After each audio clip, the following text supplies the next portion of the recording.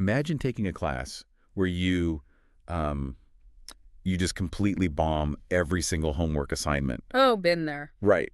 Like you fail the pop quizzes, you sleep through the group projects. Yeah. You are mathematically, just objectively performing worse than almost everyone else in the room. Yeah. But somehow, you check your grade at the midterm and you have an A-. Right. You're at the top of the class. Which shouldn't be possible. Like, the math completely rejects the premise of that. Right. It makes no sense. Yeah. But in the Light the Lamp Hockey League, the LTLHL, right now, at the exact mid-season mark of Season 6, there is a team doing exactly that. Yep. The Calgary Lumberjacks. They are mathematically losing their season on aggregate, yet they sit right near the top of the standing. It's wild. It is. And today, we're decoding how that's even happening. Yeah. We've got our hands on the extensive mid-season review documents for the LTLHL. So we are diving into deep team performance metrics, individual player tracking, and the underlying currents of this really hyper-aggressive trade market. The mission here isn't just to, recap hockey scores. It's to figure out how a $59 million salary cap league creates an ecosystem that is so volatile that the raw numbers actually lie to you if you don't know the mechanics behind them. And that $59 million cap is, well, it's the perfect place to start, because what we're really looking at today is a masterclass in analyzing complex ecosystems. Yeah. A hard salary cap like that, it forces a very specific type of game theory. You cannot just buy your way out of a problem. Right, you can't just throw money at a bad defense. Exactly. Every single dollar spent on an elite goal scorer is a dollar you absolutely cannot spend on, say, a reliable backup goalie. Yeah. So the margins for success shrink to almost nothing. We are talking about microscopic advantages dictating massive franchise shifts. It is about seeing how management strategies, risk tolerance, and, frankly, organizational psychology play out in real time under extreme public pressure. Game theory on ice. Yeah. I love that. Because to understand this ecosystem, you usually look to the top of the food chain, right? To see who has figured the math out. Sure. But the moment you look at the top of the LTLHL right now, you realize it is incredibly precarious. Let's look at the current frontrunners, the Tucson Muertos. Oh, yeah.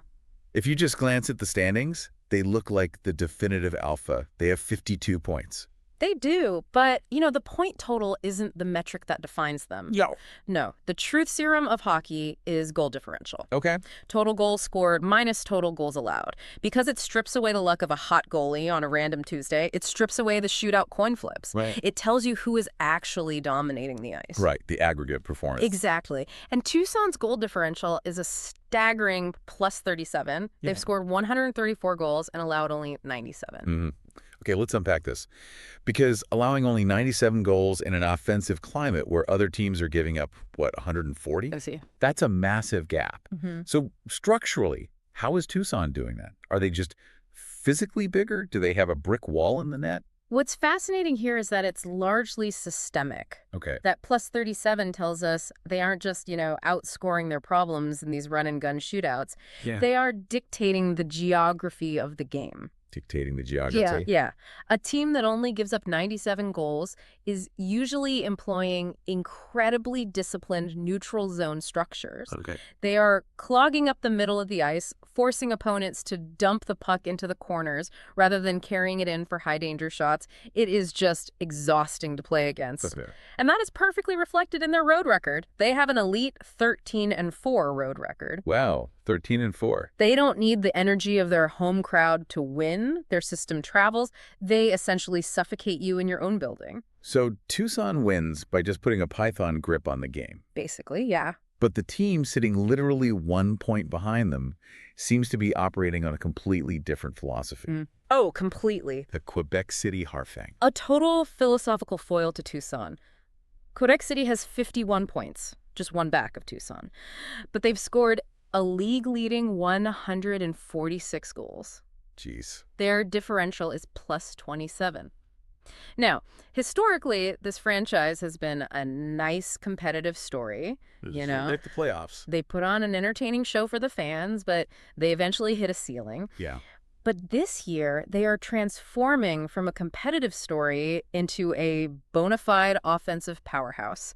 They are just overwhelming teams with speed and transition play. But hold on, if you have Tucson at 52 points and Quebec City at 51, you might naturally assume the rest of the league is looking up at them from a distance, You would think so. like a two-horse race breaking away from the pack. Yeah. But that isn't the case at all. The squeeze in these standings is just claustrophobic. It really is. Listen to this. Memphis, Atlanta, and St. Paul are all sitting at 48 points. Las Vegas, Calgary, and Toronto are at 47. Port City is at 46. The gap between first place and ninth place is exactly 6 points. 6 points. It is an unprecedented level of gridlock. Yeah.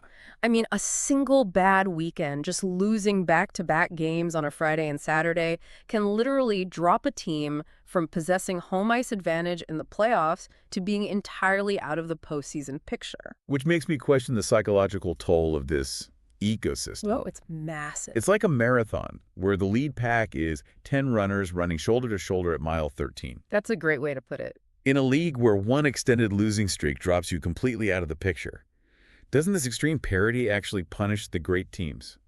Like, if you're the coach of Tucson, you have zero breathing room. By the time these teams reach the playoffs, are they just going to be completely exhausted from having to play Game 7 intensity hockey every Tuesday night in January just to keep their spot? I mean, that is the defining tension of Season 6. In a normal season with less parity, a dominant team like Tucson could afford to implement load management. Right. They could look at the schedule, see a game against a bottom-tier team, and rest their star veterans. They could experiment with different line combinations or give their backup goalie some reps. Maybe breather. Exactly. You absolutely cannot do that in the LTLHL right now. Every single night is a high-wire act without a net. So yes, the physical and psychological exhaustion of defending a one-point lead for 4 months is immense. You're burning jet fuel just to stay in orbit. Exactly. But conversely, the teams that survive this crucible enter the playoffs entirely battle-tested. Right. There is no flipping the switch come playoff time because the switch has been taped down in the on position since mid-July. They are conditioned to high-stress, one-goal games. And when the margins between the teams are this razor thin, you need your superstars to deliver every single night. You do. You can't have off nights. Which explains why the individual MVP race is so fiercely contested right now. It's a three-headed monster, and what strikes me is that they all play vastly different styles.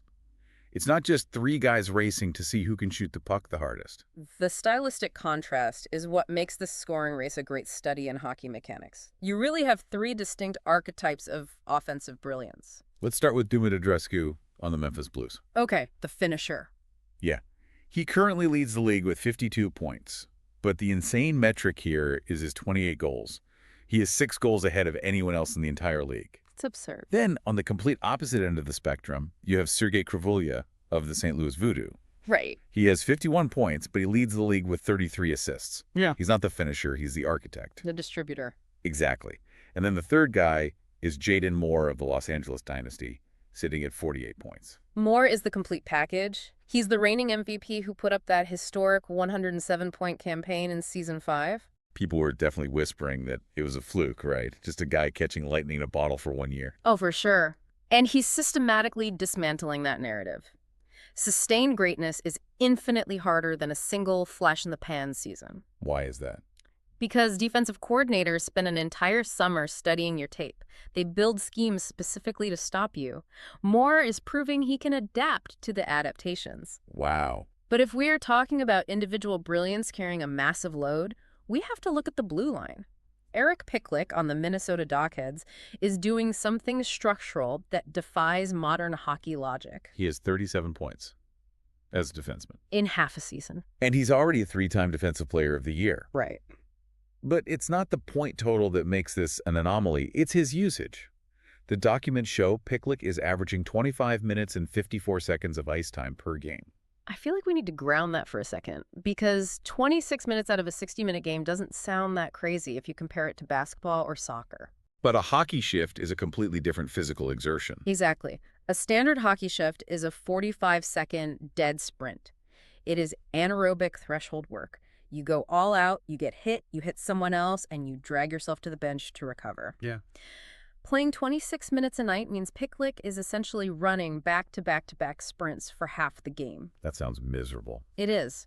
Furthermore, Minnesota isn't sheltering him. Some defensemen get high point totals because their coach only puts them on the ice during the power play, when they have a man advantage and the physical risk is low. Right, easy minutes. Picklick is eating the hardest, most physically punishing minutes against the other team's absolute best players, and he's still generating elite offensive numbers. He's the engine block of that entire franchise. He really is. Oh, and briefly, we should mention the rookie pipeline is looking healthy, too. Jason Krause in Atlanta is already at 29 points. Oh, nice. Yeah, so there's young talent coming up across the league, which is great for the long-term health of the LTLHL. Definitely. But I want to circle back to Duma Dudrescu in Memphis, because Dudrescu has those 28 goals. Memphis, as a team, has scored 146 goals, tying Quebec for the league lead, and they are a plus 24. Right. But if Dudrescu is scoring roughly 20% of their goals himself, doesn't that make them incredibly fragile? What do you mean?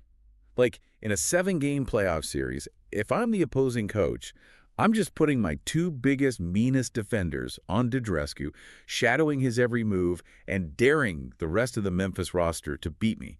Isn't that a massive structural weakness? In a lesser player, yes. If a team relies on a one-dimensional shooter, you absolutely can game plan them out of a series. But Dudrescu isn't just a shooter. He is a gravitational pull. A gravitational pull, I like that. Think about the mechanics of the ice. The reason Dudrescu is able to score 28 goals is that he commands so much respect that he drags 2 defenders with him every time he crosses the blue line. Oh, I see. He physically manipulates the opposing team's structure. If a defense overcommits to him, it mathematically opens up massive swaths of ice for his teammates. Because there's only 5 defenders out there. Exactly. Memphis's plus 24 differential proves they have the secondary scoring to exploit those openings. If you double-team Dudrescu, you leave a passing lane wide open, and Memphis has the roster depth to tear you apart. Dudrescu creates the weather system that the rest of his team operates in. Okay, that makes perfect sense. He's not isolated from the team. He's the wedge that breaks the defense open. And it's exactly this kind of intense tactical breakdown that general managers across the league are obsessing over right now. Because when the standings are a 6-point gridlock and you are terrified of facing a player like Dudrescu or more in the first round, panic sets in. Oh, the pressure is reaching a boiling point in these front offices. Here's where it gets really interesting. We are looking at a mid-season arms race. The trade market has absolutely exploded. Yeah, it has. General managers are looking at their rosters, looking at that claustrophobic point spread, and making massive franchise-altering gambles. Port City is a perfect example. Yeah. They are sitting in 9th place, right on the bubble, and they decide to push all their chips into the center of the table. They pull off a blockbuster to acquire Ed Zandbeek, the 36-year-old captain of the Massachusetts militia. This trade is a fascinating collision of emotion and asset management. Yeah. Port City acquires a highly respected veteran, a guy who is desperate to win a cup before his window closes. He brings immediate leadership and finishing ability. Right. But you have to look at the mechanical cost. To get Zandbeek, Port City traded away Ignatiy Otlesnov, Jeremiah Hapo, and critically, a 19-year-old junior star prospect named Per Thompson. They basically traded the next half-decade of their franchise. They absolutely did. Port City is mortgaging their future health to spike their odds in the present. But if we connect this to the bigger picture, it is one of those rare transactions where both general managers can look their fan bases in the eye and say, we won this trade. How does that work? And the reason they both win is that they are operating on completely divergent chronological timelines. Because Port City's timeline is win the Beacon Cup this June, and Massachusetts' timeline is win the Beacon Cup in Season 9. Precisely. Massachusetts was self-aware enough to realize they weren't true contenders this year. They honored their aging captain's request to chase a championship, and in exchange, they fundamentally restocked their developmental pipeline. That's smart. It is brilliant, calculated asset management by Massachusetts and a highly emotional, high-stakes gamble by Port City. Port City shows us what happens when a GM calculates a gamble for the future. But sometimes a GM doesn't have the luxury of calculating. Yeah. Sometimes a GM makes a trade because the boat is actively sinking and the water is up to their knees. Let's look at the emotional panic in Edmonton. This wasn't about timelines. This was about stopping a hemorrhage. The Edmonton situation is a masterclass in organizational psychology. The document details this specific breaking point. Edmonton is playing Memphis. Mm-hmm. A tough matchup, obviously. But Edmonton actually outshoots Memphis 23-17. Mm-hmm. They control the puck, they execute their systems, they dominate the geography of the game, and they lose 5-1. Yeah. Wait, they dominated the puck but still got blown out. How does that happen? It happens when your goaltender completely collapses. Their starting goalie, Tor Kronberg, gave up 5 goals on 10 shots before getting pulled. 5 goals on 10 shots, a coin flip every time the puck comes near the net. Exactly. And that is the fastest way to rot the culture of a locker room. I can imagine. Imagine being an Edmonton forward in that game. You are doing everything the coaching staff asks of you. You are blocking shots, you are grinding in the corners, you are out shooting a powerhouse team. Right. And every single time the opponent lazily crosses the blue line, the puck ends up in the back of your net. It breeds immediate resentment. Because what's the point of playing defense? Exactly. Players start cheating offensively because they feel they need to score 6 goals just to tie. Defensemen stop trusting the goalie and start playing out of position to block shots they shouldn't be blocking. The entire structural integrity of the team falls apart because of one failure point. Exactly. So Edmonton management instantly pulled the trigger. They couldn't let that resentment fester for even one more practice. They traded Kronberg and a highly variable Season 7 first-round draft pick to New York City for Andrew Dumont. Okay. Dumont is an elite established goaltender with an 86 overall rating. A first-round pick is an incredibly steep price for a mid-season goalie swap. It is an exorbitant price. But they weren't just buying a goalie, they were buying trust. They needed to prove to their own locker room that their hard work wouldn't be sabotaged. Right. And mechanically, it worked. The documents note that Edmonton is now 17-14-6 with 40 points. They patched the hull of the ship and they saved their season. But while teams like Edmonton and Port City are making these surgical high-end strikes to fix specific problems, we have an entirely different situation happening on the East Coast. Oh boy. Some teams aren't fighting for the cup right now. They are locked in a bizarre, chaotic struggle just to survive their own division. Let's talk about the Atlantic Division ecosystem. The Atlantic. It is an absolute statistical anomaly. It is pure chaos. Let me lay out the numbers because the gap here is almost comical. From first place to last place in the Atlantic Division, there's a grand total of 4-point gap. Yep. Halifax is technically in first with 37 points. Massachusetts is in second with 36. Cape Cod is in third with 36. And Maine is in last with 33 points. It's a 4-car pileup. What's wild is not just the point spread, but how fundamentally flawed all of these teams are. There is no alpha in the Atlantic. None. Take Halifax. Coming into Season 6, they were the preseason darlings. Pundits loved their depth down the middle with centers like O'Callahan, Karigianis, and Hallward. Everyone loved them. People were projecting them as conference finalists. Yet here we are, at the exact midpoint. They are leading their division, but their record is 18-19-1. They have a losing record. Yeah. They are literally under 500 and sitting in first place with a -7 goal differential. And Maine, sitting at the bottom of that pile, has surrendered 147 goals. Wow. That is one of the most porous defensive structures in the entire LTLHL. Yet because the division is locked in this cycle of mediocrity, Maine is only 4 points out of first place. They're still mathematically convinced they are contenders. Which brings us to the most perplexing move in this entire document. We just talked about Massachusetts being self-aware. They traded away their aging captain, Ed Zandbeek, to Port City for prospects. Right. Usually when a team trades their 36-year-old captain for a teenager, it is a white flag. It is a public declaration of a rebuild. You expect them to just ride out the rest of the season quietly. But they didn't? They didn't. Instead, Massachusetts turns around and acquires an established center, Alec Welsford.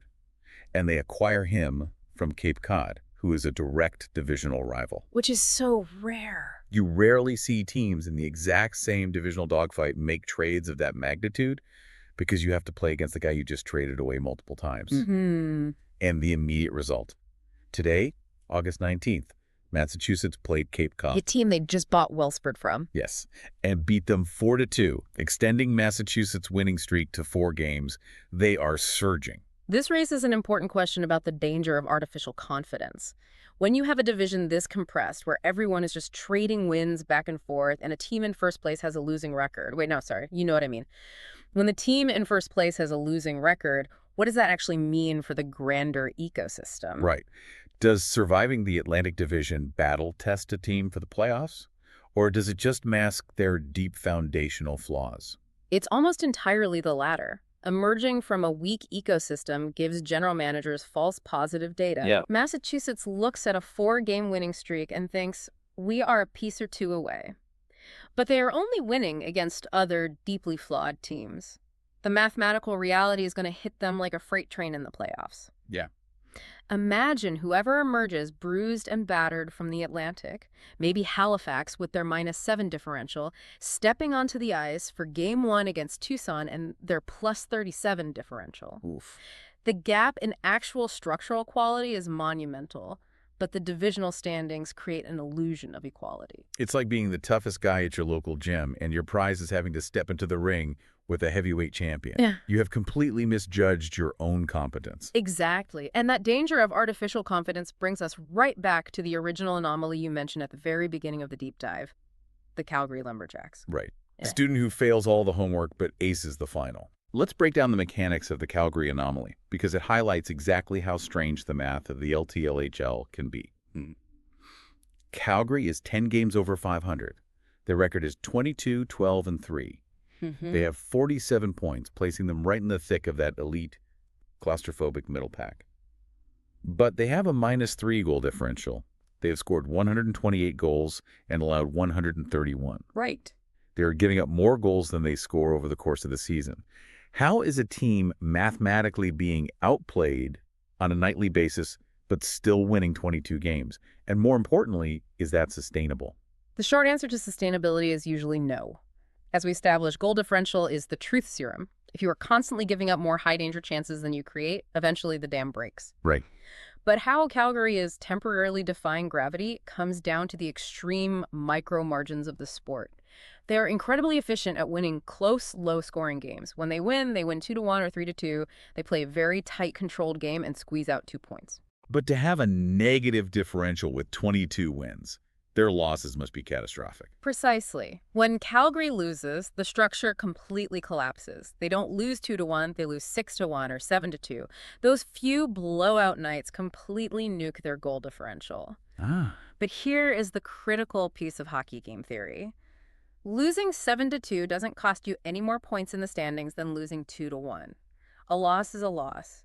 Calgary is maximizing the value of their good nights and simply discarding their bad nights. That makes sense. It hurts the goaltender's pride, but structurally, dropping 2 points in a blowout is the exact same penalty as dropping 2 points in a nail-biter. Exactly. But there's another mathematical quirk heavily shaping the standings right now, and it's something that drives purists completely crazy. Oh, the loser point? The loser point. The point awarded for pushing a game into overtime or a shootout, even if you ultimately lose. It is single-handedly keeping half this league alive. Yeah. Look at Toronto. They're 20, 11, and 7. Those 7 overtime losses mean they were granted 7 points on nights where they ultimately failed to win the hockey game. Right. St. Paul has 6 of them. Cape Cod, back in that messy Atlantic Division, has an awful 14-16 record, but they have 8 overtime losses. Those 8 free points make them look highly competitive on paper. It forces a massive shift in on-ice strategy. Let's look at the mechanics of the third period. If a game is tied 2-2 with 5 minutes left, you see a visible psychological shift in both teams. Really? Like how? Neither team wants to take a risk. A defenseman won't pinch in at the blue line to keep a play alive because the risk of giving up an odd man rush and losing in regulation is too devastating. You lose everything. Exactly. Both teams effectively turtle. They play a highly conservative dump-and-chase hockey, just trying to bleed the clock out so they can secure that one guaranteed point before rolling the dice in overtime. So the standings are actually incentivizing conservative play at the most crucial moments of the game. Absolutely. The ability to drag a game into overtime when your team doesn't have their legs or when the puck is bouncing wildly is a massive competitive advantage. You salvage a point on a bad night 7 or 8 times a season, and suddenly you jump 3 teams in that claustrophobic middle pack we talked about earlier. It is the art of survival. And speaking of the art of survival, the review documents highlight one other micro margin that separates the elite from the bubble teams over a 70-game season: special teams. Special teams are the great compounding interest of hockey.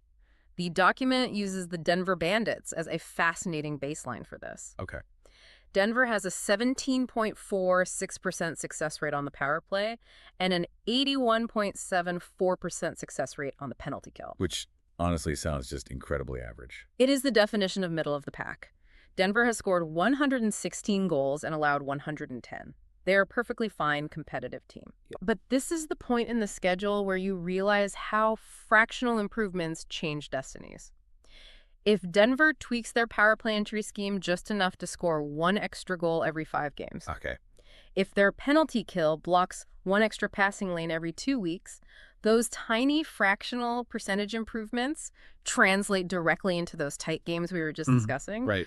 A game they previously lost 2-1 becomes a 2-2 tie, pushing them into overtime and securing that loser point. They don't need to reinvent their entire roster. They just need a 2% bump in efficiency. Exactly. You compound a 2% efficiency bump over the remaining 40 games of the season, and suddenly an average team like Denver transforms into a dark horse contender nobody wants to play in April.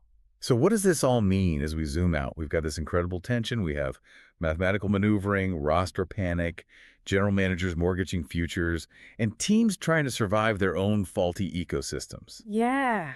And all of this intense pressure is about to hit a massive symbolic pause button. The deep breath before the final sprint. Right. On August 30th, the LTLHL is holding its 6th annual All-Star Game.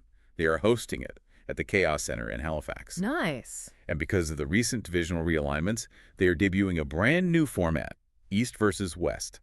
They're bringing in 21-man rosters, 12 forwards, 6 defensemen, and 3 goalies. That's going to be... Wes Audon is managing the East, and Casey Schumacher is managing the West. Every single team gets at least one representative, so even the struggling franchises get a moment in the spotlight. And just to ensure the players actually care about the outcome, there's a cool $5 million bonus going to the host club, Halifax. It is a great spectacle for the fans, but functionally, for the front offices, the All-Star Game is a dividing line. How so? It's the moment the trade market shifts from aggressive to desperate. Once the hangover from the All-Star Game wears off, the reality of the trade deadline sets in. If we synthesize everything we've analyzed today, the landscape is incredibly volatile. Yeah, it is. The giants at the top, Tucson and Quebec City, are brilliant, but they are vulnerable to the sheer exhaustion of fending off the pack. And the offensive beasts in the middle are starving. Memphis, with Dodrescu's gravity. And Las Vegas. We didn't even get to do a deep dive on them, but the documents show Las Vegas is 8-1-1 in their last 10 games. They're on fire. They have figured out their micro margins and are surging at the exact perfect moment. The margins are too thin for anyone to feel safe. But you know what the most fascinating element of the second half of the season is going to be? It's not going to be Tucson or Memphis. Who is it? It's the absolute bottom dwellers. Teams like Seattle, who are sitting on 29 points. Okay. Or Salem-Bear, who has a catastrophic minus 39 goal differential. Their seasons are effectively over. They are mathematically dead. But because the arms race at the top of the standings is so tightly gridlocked, those terrible teams hold the keys to the kingdom. Oh, I see exactly where you're going with this. Those bottom-feeding teams possess veteran players who are currently rotting on losing rosters.